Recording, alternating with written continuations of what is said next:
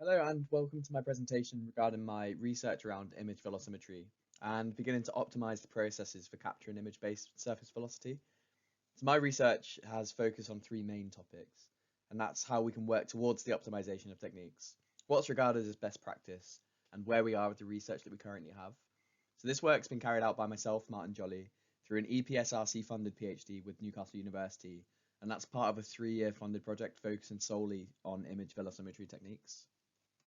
So the motivation behind this chapter was just to give an introduction to velocimetry to those who may not be all too familiar with the techniques.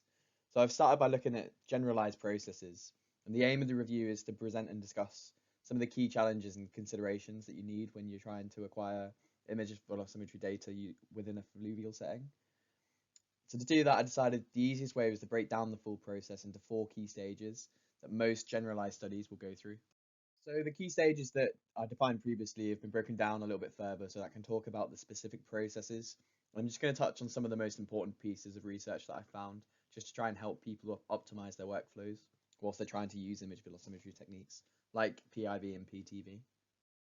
So starting with stage one, it's capture optimization. It's been further broken down into 4 subheadings, starting with ground sample distance, or GSD for short. As I discuss each of these subheadings, I'm going to try and go into a little bit of depth about what they actually mean for velocimetry, and I'm going to provide some figures and diagrams where possible. So to start with, we're going to look at GSD, which I previously said is ground sample distance, which is simply the distance between the centroid of 2 adjacent pixels. Typically, this ranges between 0.02 meters through to satellite imagery, which could be tens of meters. So without changing hardware, there's actually 2 main ways of improving GSD. That's either decreasing the distance between the camera and the subject site or increasing the resolution of the imagery. Regarding the height, it depends on whether you are using a fixed camera or a mobile camera. So fixed cameras can be complicated to install and optimize in terms of the angle and the height. This very much depends on the level of access that you've got on site. Mobile stations, however, are very flexible regarding their height and therefore should be optimized to fly as low as possible while still capturing the full study area constantly. For fixed stations, it may not be able to greatly reduce the height of the camera. Sometimes zoom lenses can be used to increase the focal length of the camera, which can have the same sort of impact. One thing to quickly note here, however, is the possibility of the stage increasing in the rivers with fixed cameras. A large increase in stage can actually hinder the viewpoint of the camera if it's too low down with a narrow angle, because it will just shrink down the area that the camera can actually see. There's little in research in the way of defining the best resolution to use on sites, but there's actually quite a lot suggesting that increasing the resolution doesn't always necessarily improve your results. Research does state that increasing the resolution severely increases the processing time as well as your storage requirements. It's actually quite hard to suggest an optimization of GSD without considering the site characteristics. So the best way to go around this is to look at the constraints on the study and how much storage you have, what platform you're using, how do you transport the data from the site to the storage, and ultimately you need to play about with all of these variables until you achieve the best possible GSD with the lowest possible resolution, unless processing and storage isn't a consideration in your study. But that's actually quite rare unless, especially for studies lasting quite long periods of time. So this is a couple of equations that you can use to determine GSD with or without angles. They can be really useful when you want to work out the height that you need to set the camera to achieve a certain GSD. The equation on the left are for cameras that are stationed with a nadir angle, while on the right you can introduce 2 angles, one in the horizontal and one in the vertical direction. So the equation on the right splits it into a gridded system of 4 quadrants and gives you the average value across that quadrant. To see how they work, check out the next slide with this simple tool. So this is the tool that I created on the spreadsheet. It's available on GitHub and it just adds an angle to a camera, which helps you describe the GSD in the 4 quadrants. It's still a little bit of a work in progress, but it's still decent enough to help you understand the general gist of how things impact GSD. So moving on to traces, research says that for good practice, traces need to be present on at least 10 to 30% of the surface of the river. It needs to remain visible and traceable throughout the sequence. Sometimes where studies aren't continuous and traces aren't prevalent, you can actually use artificial traces such as bark or decomposable polymers so long as they're passive to the flow, easily distinguishable, and they have no effect on the water quality. For a tracer to be good, it must be stable in shape and size over the time of the sequence. And it should also be larger typically than 1 pixel of the image.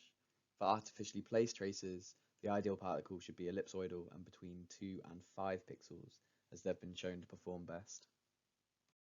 So for standard video cameras, the capture rates during the capture optimization stage isn't actually much of an issue because most cameras will actually capture at least 15 frames per second, which is more than enough for image velocimetry techniques.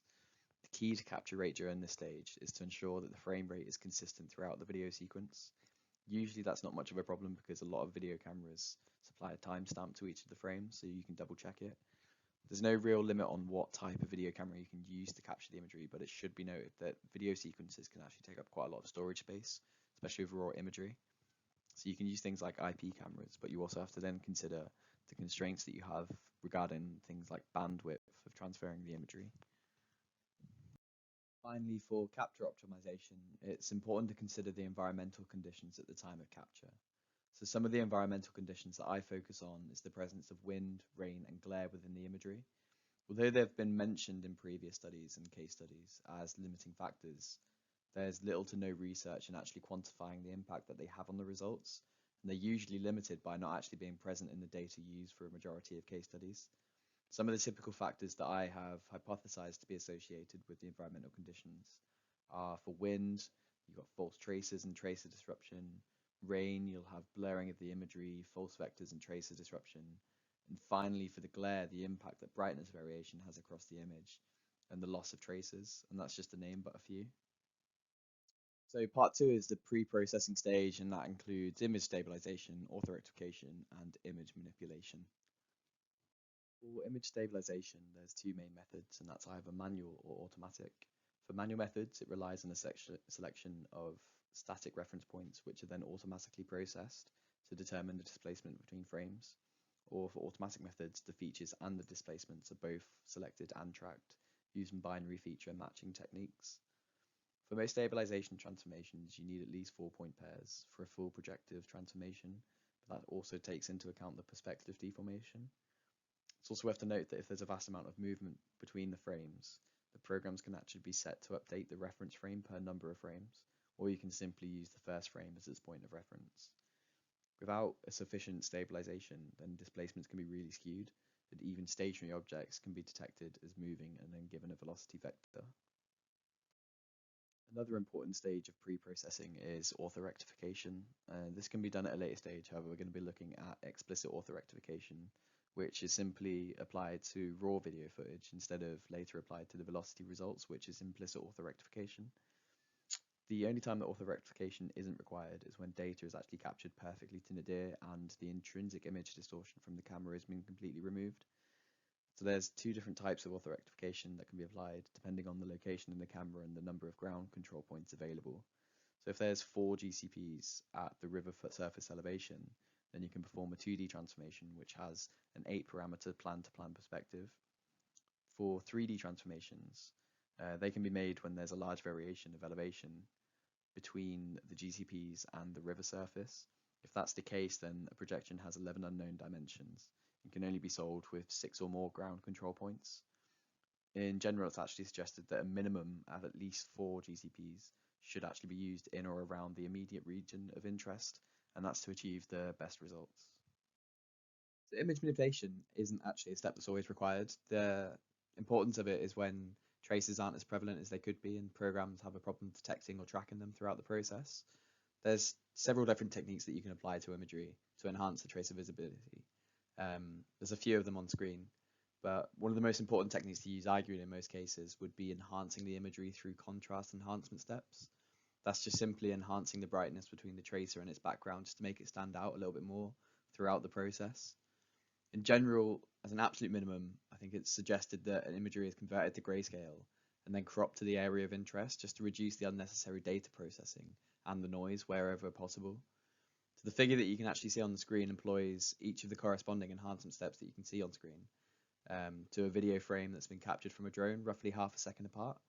So the top figure is the raw image simply grayscaled. The middle section shows how each individual enhancement step affects the imagery. And then the bottom band actually shows how applying mixed enhancement steps can greatly improve the tracer visibility against the river surface. For part 3, I'm just going to talk about the founding principles and the feature tracking schemes for the processing stage. I'm not going to go into too much depth with the foundations of velocimetry, but the general gist of it is that Eulerian motion is used within PIV methods and the Lagrangian motion defines PTV methods.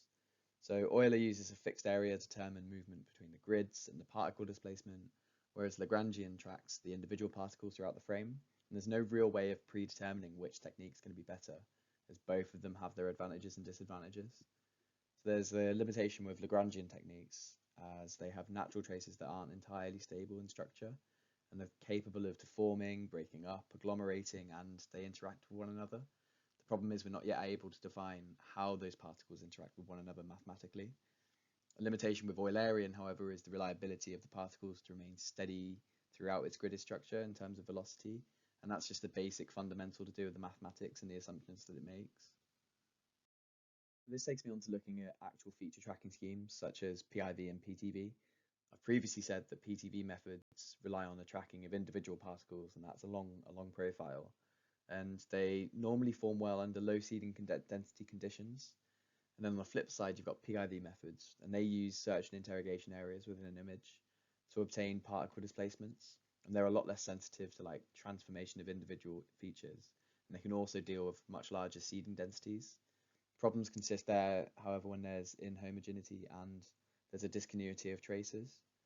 One thing to bear in mind is actually especially with PTV methods, the greater number of traces that are successfully tracked, the higher the probability of producing an accurate representation of the surface velocity. But then on the other hand, as the number of traces increase, you've got a higher required processing time and power.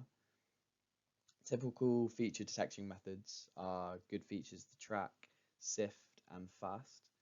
The tracking algorithms cross-correlation can be used, but there's also others such as the KLT algorithm and variations of the nearest neighbor algorithm. Once the processing of the data has been accomplished, we can then move on to the post-processing stage and either correct the data should it need to be or begin to apply the data. Finally, we've got the stage 4, and it's the post-processing stage, which is broken down into two subheadings as error statistical analysis and discharge calculations. For the error analysis of data, it's important to consider two things: the detection of the erroneous data and then the replacement of the data. Good practice would have each output dataset checked for spurious vectors and corrected. Most commonly, a 2D interpolation is used, but a linear or polynomial interpolation can also be used. I'm not going to go into too much depth on how to perform those analyses. However, should you want to know more, I do provide some common statistical corrective methods for both PIV and PTV. The ones for PIV are penalized least squares method, the Kriging regression, and proper orthogonal decomposition outlier detection. For PTV, the universal outlier detection scheme or model-based techniques such as Young's study in 2004 showed to validate data that has up to 25% of outliers.